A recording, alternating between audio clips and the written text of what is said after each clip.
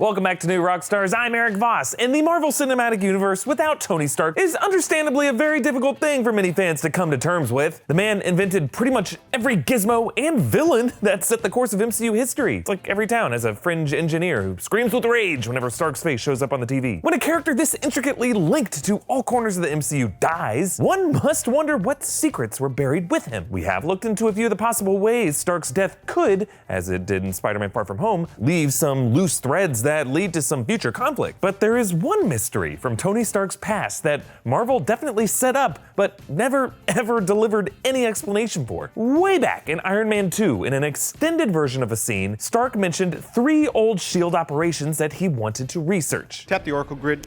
I need some stuff out of storage. Give me everything from Projects Pegasus, Exodus, and Goliath. Now, at the time, this seems like a bit of a throwaway detail, but over the years, the MCU started to define each of these projects as real operations in its history. Project Pegasus, of course, was the SHIELD operation that researched the Tesseract, with Pegasus history going back to the events of Captain Marvel, as a joint NASA and Air Force operation with Wendy Lawson, aka Marvel, in the late 80s. And Project Goliath, we learned in Ant-Man and the Wasp, was an old SHIELD operation with Hank Pym and Bill Foster, Marvel Morpheus, when they worked on resizing technology.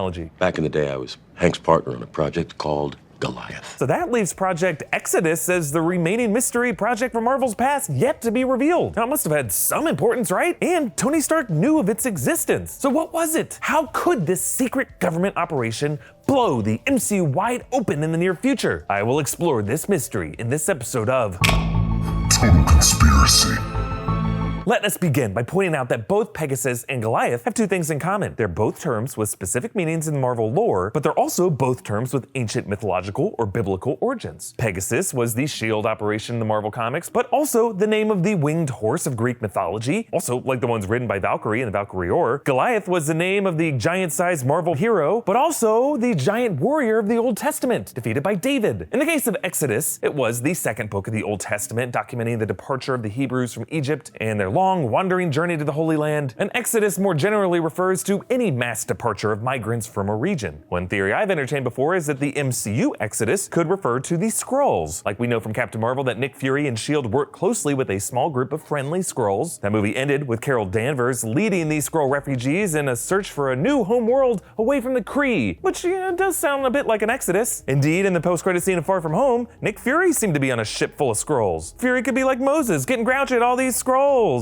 Get this ship moving. But I don't know why Tony Stark would need the files from that kind of operation. In this moment in Iron Man 2, Tony was trying to synthesize a new element to use as an energy source for his arc reactor. Project Pegasus would be a sensible operation to look into, since it was all about using the Tesseract as an energy source for weapons and lightspeed engines. Project Goliath would deal with things like Pym Particles and subatomic quantum particles. Makes sense. But shape-shifting extraterrestrial relocation project? Not sure that helps Tony here. But then, it is worth considering that these 3 projects were not in the theatrical version of Iron Man 2. It was an alternate line of dialogue from a deleted scene, suggesting that it was an alternate plan for the MCU future that Kevin Feige might not have wanted to pull the trigger on yet. And there was actually another alternate scene from the early MCU with a similar change made, a recently leaked, deleted post-credit scene from Iron Man in which Nick Fury reveals himself with an alternate line. As if gamma accidents, radioactive bug bites, and assorted mutants weren't enough, I have to deal with a spoiled brat who doesn't play well with others and wants to keep all his toys to himself. Assorted mutants. In the Phase 1 Iron Man movies, Feige originally intended on laying the groundwork for the mutants existing within the MCU. And yeah, if you know your X-Men comics, Exodus is actually the name of a mutant villain. So Exodus is a super powerful Omega-level mutant, originally born in the 12th century in France under the name Benet du Paris. He was given psionic abilities by Apocalypse, and he teamed up with the Black Knight at the time, a kind of ageless superhero who will be played by Kit Harington in the upcoming Eternals film. Exodus was later awakened by Magneto in the modern era and joined the Acolytes. So in a mutant context, Project Exodus could refer to this mutant specifically, or more broadly, an exodus of mutants carried out by the government in secret. As Fury suggested in his line in the deleted version of that scene, mutants might already exist throughout the MCU, we just haven't met them yet. And the way S.H.I.E.L.D. extracted scientists from World War II to the US under Operation Paperclip, which Natasha told Steve about with Arnim Zola and Winter Soldier, perhaps S.H.I.E.L.D. could have extracted mutants from their communities around the world and relocated them to secure places. Maybe island colonies for mutants to live in peace and secrecy, like Genosha from the X-Men comics, or maybe darker labs to exploit these mutants' abilities, like a Weapon X program run by Stryker. We know from Winter Soldier that S.H.I.E.L.D./HYDRA was aware of gifted individuals who pose potential threats around the world, a list that they've been keeping for decades. Zola's algorithm is a program choosing insights targets. What targets?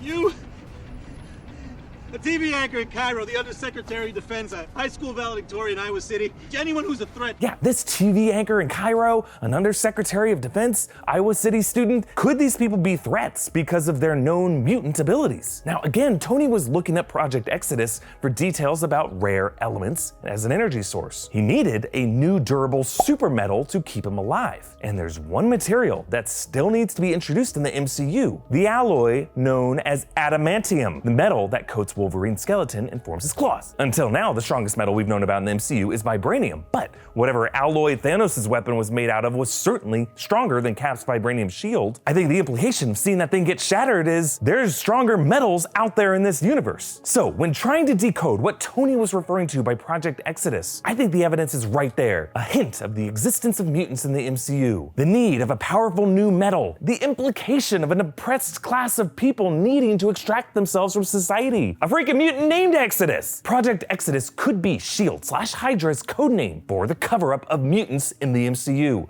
an operation that we might better know as Weapon X. Exodus. It's a truth that we failed to notice because it's a Total conspiracy. What do you think Project Exodus was? And what total conspiracy should I investigate next? Comment down below with your thoughts, follow me on Instagram and Twitter at EA Voss, and subscribe to New Rockstars for breakdowns of everything Marvel. Thank you for joining me, and if any word in Marvel has an X in it, X is probably marking the spot for Wolverine.